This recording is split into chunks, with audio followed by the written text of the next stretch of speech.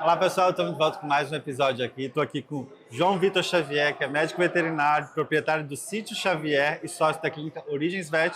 Acabou de fazer a palestra Principais Zoonoses Transmitidas por Aves, Cuidados na Clínica e Manejo. Muito bem-vindo, João. Muito obrigado, eu agradeço o convite. Isso. João, falando um pouco desse assunto aí, que é muito importante, quais são as zoonoses que mais preocupam os profissionais da área hoje? Eu acho que hoje, especificamente, a gente tem falado muito sobre a gripe aviária, que é a influenza, né, que tem retornado aí, assombrado a questão do país, não tanto pela questão da gravidade em humanos, né? Nós já tivemos outros surtos em outros países, foi tudo muito bem controlado, porém pela questão da economia do Brasil, né? Então tende a balançar um pouco a economia, talvez reduzir o pessoal com medo, acaba consumindo um pouco menos de frango. Se nós tivermos surtos, de fato, né, acaba que tem que abater as aves, então mais por essa questão. Acho que a principal hoje é a influenza aviária, mas como risco nós temos outras, né, como criptococose, nós temos a doença de Newcastle, que é uma zoonose pouco falada, né, não se preocupam tanto, mas acaba sendo, e baixa ocorrência também. Mas enfim, acho que na top 1, gripe aviária, influenza, não tem vez não. O pessoal se preocupa. Perfeito. E como a prevenção começa no manejo básico dessas zoonoses, João? Eu sempre falo muito, né, para os meus tutores, para os meus alunos, a questão que não é um bicho de sete cabeças, né? Então a gente pode acabar fazendo, o que eu abordei bastante na palestra em si, foi desinfecção, né? Então, uso de desinfetante, como usar esse desinfetante, então álcool, amônia quaternária, vassoura de fogo, cal, todas essas coisas, né, a ordem adequada. Então, sempre acabar mantendo o criadouro em si limpo, né, e o uso também de pé dilúvio, então, algum localzinho que você consiga passar com cal para evitar que a gente leve contaminação para as aves, e óbvio o uso de EPI, né, então máscara, luva, para evitar o nosso contato direto com a secreção, principalmente das aves, evitar ali beijo direto no bico, coisas desse tipo, mas eu sei que às vezes acontece quando o tutor tem alguns pets. E dentro de um ambiente de quarentena, isso tem que ser redobrado ou triplicado? Redobrado. A quarentena, eu acho que tem muita gente que acaba que não leva a sério, né? Então, chega, coloca junto, e o ideal é que exista uma quarentena, não precisa ser um ambiente chiquérrimo, todo azulejado, distante, que seja uma gaiola, uma baia, um viveiro todo isolado, mas que exista ali e não tenha contato direto com as outras aves, né? Pelo menos contato em água e comida, basicamente, né? E também essa questão, acho que o fluxograma do criador é muito importante, para evitar a contaminação cruzada, né? Então que a quarentena não seja ali primeiro, para você não levar se tiver alguma coisa para as outras aves, que uma ave doente também não seja cuidada primeiro, desinfecção das mãos, uso de luva, máscara, eu acho que a gente sempre vai bater na mesma tecla. Perfeito, perfeito. O que diferencia uma zoonose silenciosa dessas mais evidentes, assim? Então, tudo vai depender do agente em questão, né? Principalmente se é vírus, bactéria, fungo ou parasitário, né? Então, e nesse processo, qual é o fator de patogenicidade de cada um?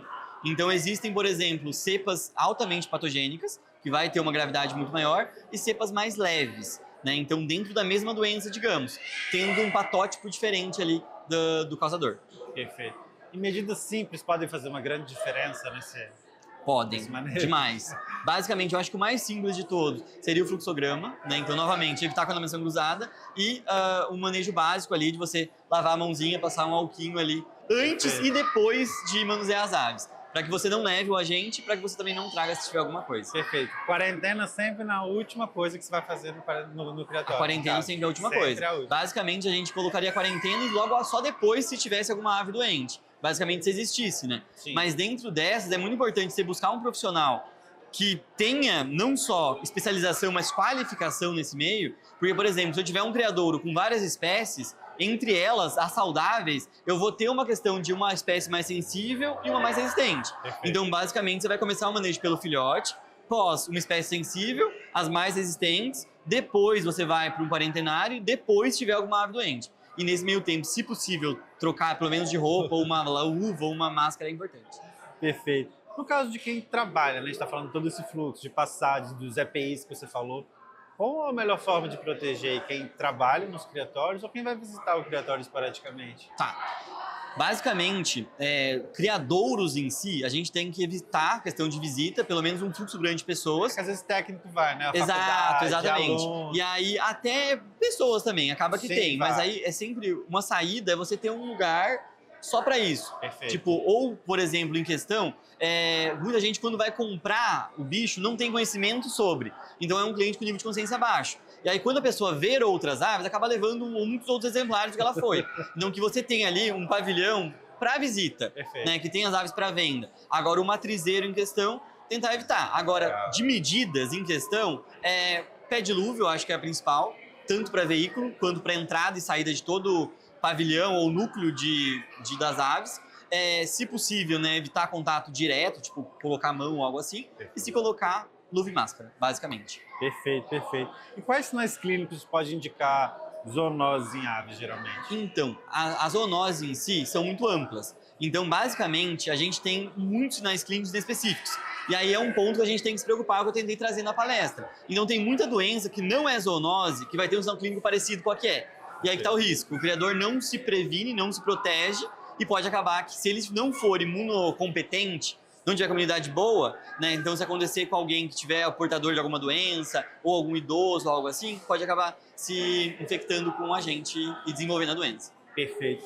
E no caso da legislação sanitária hoje, ela está acompanhando todas essas preocupações? Ela vai nesses detalhes, assim? Então, a ou legislação- o criatório, além de cumprir o que a vigilância pede, ele precisa ir além hoje para se proteger, para proteger o hotel? Basicamente, é que nós aí tem que direcionar um pouco. Por quê? A legislação é muito voltada ou para criador exótico, que a gente tem uma coisa bem instituída, ou para uma avicultura industrial. Para uma avicultura ornamental, eu digo, tipo, que seja galinha de raça, pavão, galináceo em geral, não está tão bem instituído. Que aí as pessoas querem medidas de um criadouro industrial e para um pequeno criador é muito difícil de aplicar, né? Quando existe uma notificação compulsória, é óbvio que tem uma mobilização. Agora, eu acho que ela sim se importa, mas nós teríamos que ter talvez uma coisa mais maleável, técnicos mais maleáveis, para conseguir legalizar mais criadouros. Perfeito. Tornar um pouco mais acessível, né? Porque o pequeno criador acaba que é o que desiste, né? E é o que movimenta o mercado, e é por isso que a gente tá aqui hoje, né? Exatamente. João, muito obrigado aí por todas as Eu que explicações, agradeço super o claro convite. pra gente. Que isso. E fique com a gente aí até o próximo episódio.